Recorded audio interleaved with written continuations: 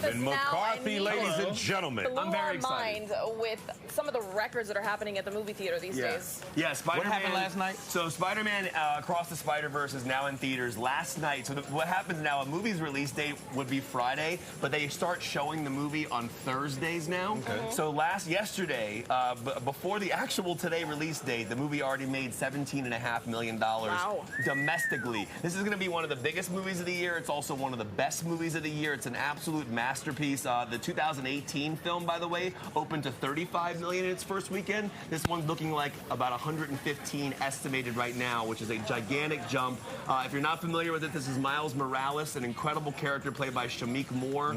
The voice work in this film from Hailee Steinfeld, Daniel Kaluuya, Issa Rae, Oscar Isaac, brilliant performances. And this time around, the beautiful thing about Spider-Man, he's a kid, right? And he gets grounded, but he's also trying to save the world. So I spoke to him and Hailee Steinfeld. Shameik Moore plays Miles Morales, all about the film, moments that they were grounded in their real lives. And does Shameik Moore actually cover his mouth when he's voicing the moments of Spider-Man with the mask on? Take a look. My name is Miles Morales. I'm Brooklyn's one and only Spider-Man. And things are going great. Oh, yeah. You were supposed to be here at 5. All right, whatever. Whatever? Wow. Whatever? One thing I love about the film is this constant reminder that he's just a kid. And at the end of the day, he's dealing with all these things that are so insane, but he's a kid and he gets grounded. Wait. Sorry. Don't call me a kid. All right, continue. I wanted to ask each of you, though, in terms of that, do you remember a story growing up when you got grounded for something? I'm just curious if you have a memory of being grounded as a kid. Let's hear it. I don't know that I... Oh, okay.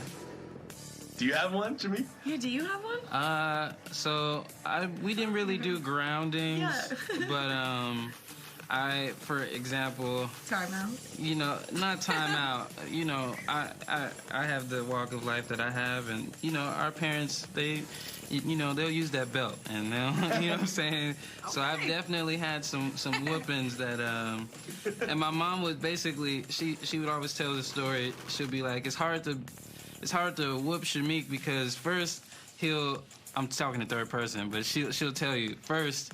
I try to negotiate, like, all right, I'll take 5 minutes. Like, you hit me on my leg, just, you know, here, but then I get to go do, like, I wanted to go to my older cousin's party one day for his birthday, and she'll tell that story. I won't take up all the time, but the point is that it wasn't a lot of groundings.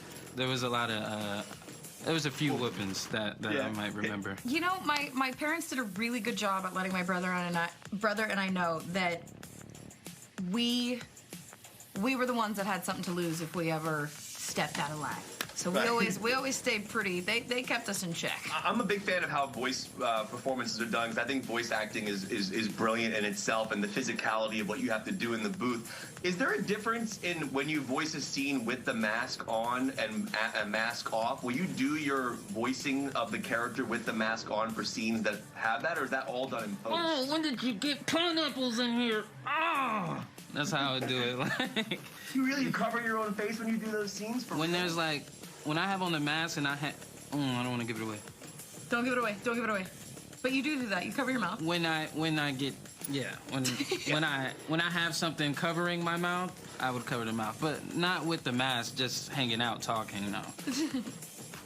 All right, that is Shameik Moore. He find out he walking around with a Spider-Man mask when he feels like it. Yeah, this movie's going to be huge. I know a lot of families are going to go see it. It is an incredible film, one of the best I've seen this year. Highly recommend it.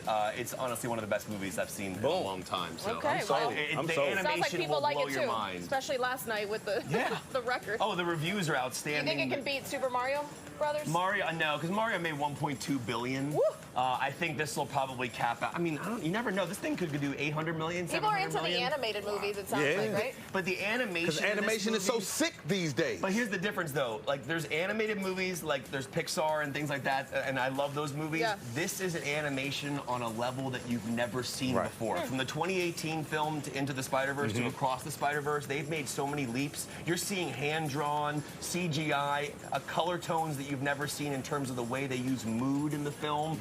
It is truly a remarkable cinematic achievement, not just an animated movie. movie. It is gorgeous on every level. The 2018 movie, my wife thought she needed glasses because of the way that they made the depth of field. There's the depth of field thing going on, and She's back like, there looked like back there. So she was like, I gotta get my glasses together. Every time I watch this movie, I was like, baby, that's how they made It's like the you're movie. watching 3D, but not wearing But glasses. you're Without not the glasses. in an IMAX theater. But no, like literally, you are experiencing what a 3D film would be without having glasses Without having the glasses. She Very thought she cool. needed glasses. Very cool. Very cool.